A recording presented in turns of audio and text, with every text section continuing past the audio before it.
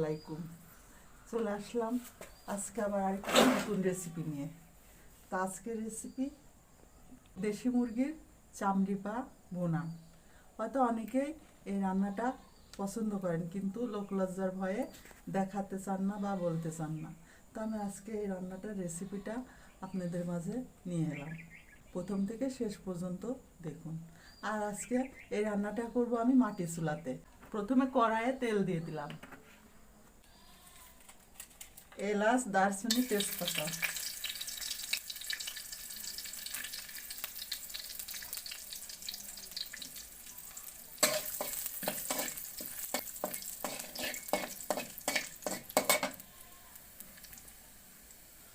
পেঁয়াজ ভালো করে ভেজে নেব।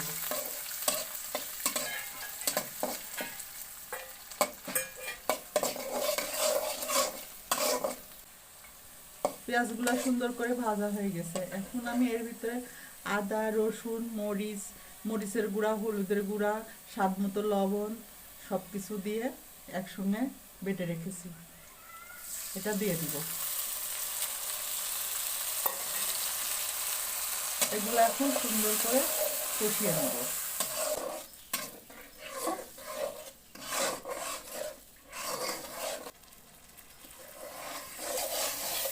মশলাটা সুন্দর কষানো হয়ে গেছে। এখন আমি একটু পানি দিয়ে দিব।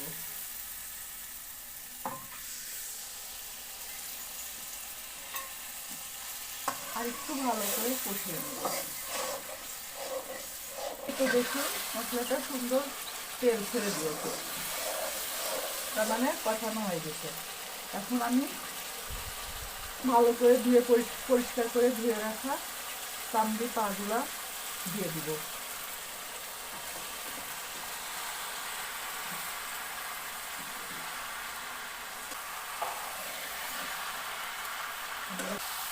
এখন সুন্দর করে নেড়ে চেড়ে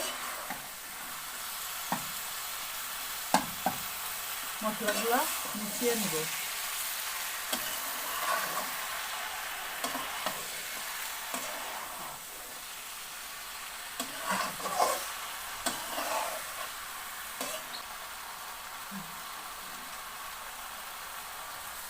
কিছুক্ষণ ঢাকনা দিয়ে ঢেকে রাখবো। এই এই দেখুন, আমি একটুও পানি দিইনি, এগুলো থেকে পানি বেরোচ্ছে। এই পানি দিয়ে আমি সুন্দর করে মাংসটা কষিয়ে নেব। আমরা যতই কারেন্টের চুলা, গ্যাসের চুলায় রান্না করি না কেন, মাটির চুলার রান্নার স্বাদই আলাদা। যেহেতু আমি গ্রামের মেয়ে, গ্রামে বড় হয়েছি, এজন্য মাটির চুলার রান্নাটা আমার খুব ভালো লাগে। তাই মাঝে মাঝে আমি এই মাটির চুলাতে রান্না করি। সুন্দর করে কষানো হয়ে গেছে।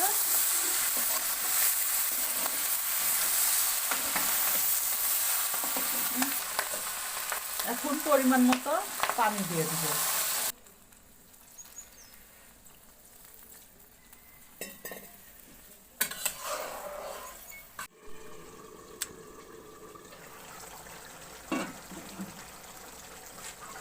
এই তো আমার রান্নাটা হয়ে গেছে।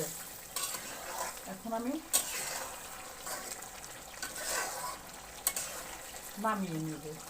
অনেকে হয়তো খারাপ মন্তব্য করতে পারেন যে এটা আবার খাবার হলো, যে এই খাবারের রান্নার রেসিপি দেখানো লাগবে।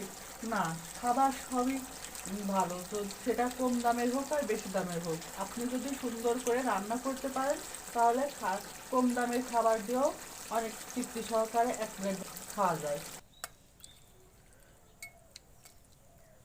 তো এই তো আমার রান্নাটা হয়ে গেছে। ওই ভাজা জিরার গুঁড়া দিয়ে দিব।